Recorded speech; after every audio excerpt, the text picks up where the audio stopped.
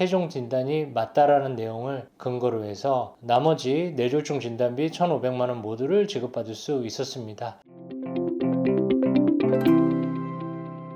안녕하세요. 최성환 손해사정사입니다. 자, 오늘 다룰 내용은 보험손해사장에서 해면상 혈관종 뇌출혈 진단비 직접 진행한 사례에 대해서 알아보도록 하겠습니다. 뇌 해면상 혈관종은 뇌 속에 혈관이 뭉쳐서 발생하는 벌집 모양의 양성 종양입니다. 이 양성 종양의 특징은 반복적으로 미세하게 출혈이 발생한다라고 알려져 있습니다.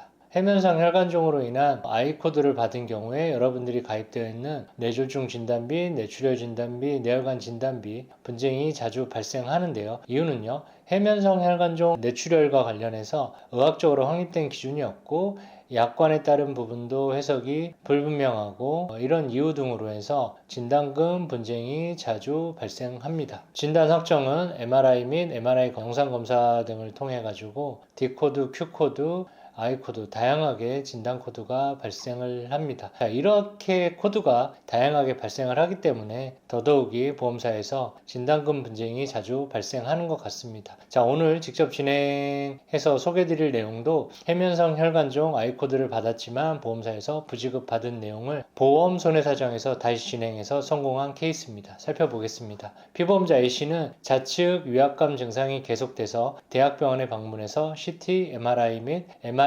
영상검사를 통해서 해면상 혈관종 출혈이 확인이 돼서 뇌뇌출혈 I61.3 최종 진단을 받았습니다. 피보험자는 두 개의 보험회사에 뇌졸중 진단비 1,500만원과 뇌출혈 진단비 2,000만원이 가입되어 있었습니다. 이를 근거로 해서 진단비 청구를 했고 다행히 한 보험사에서 뇌출혈 진단비 2,000만원은 받게 되었지만 다른 보험사에 가입되어 있는 뇌졸중 진단비 1,500만원은 부지급되었습니다. 부지급된 사유는 출혈이 확인이 되나 이 출혈은 외부 출혈이 아닌 내부 출혈이다 라는 이유로 부지급 사유인데요. 재심 청구의 내용에는 앞서 말씀드린 해면상 혈관종 출혈이 발생한 경우에 어떤 경우에 뇌뇌출혈이 가능한지에 대한 부분들에 따른 근거를 적시를 했고 의학적으로 또 확립된 기준이 없고 약관상의 해면상 혈관종의 뇌출혈을 제외한다는 내용이 없는 부분들을 주장을 했습니다.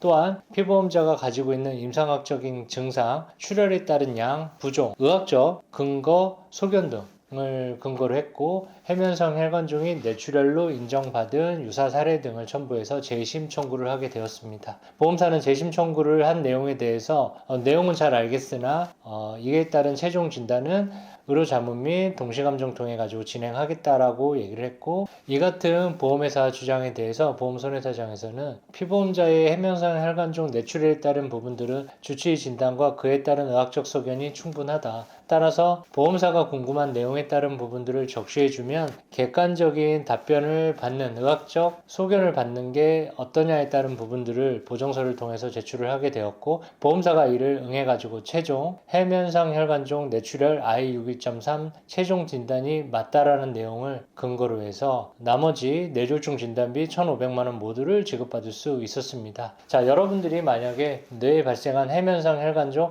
I코드를 진단을 받았는데 가입되어 있는 뇌출혈, 뇌졸중, 뇌혈관 진단비 분쟁이 발생한다라고 하면 다시 재심 청구 통해서 다투어 볼 수 있습니다. MRI 및 MRA 검사 결과지, 보험계약 증권 진단서 등이 첨부된 내용을 보내주시면 상세하게 무료 상담 드리도록 하겠습니다. 오늘 내용은 여기까지 하겠으며 오늘 영상이 마음에 드셨다면 구독, 좋아요, 알림 설정까지 부탁드리고 다음에 더 좋은 내용으로 찾아뵙도록 하겠습니다. 감사합니다.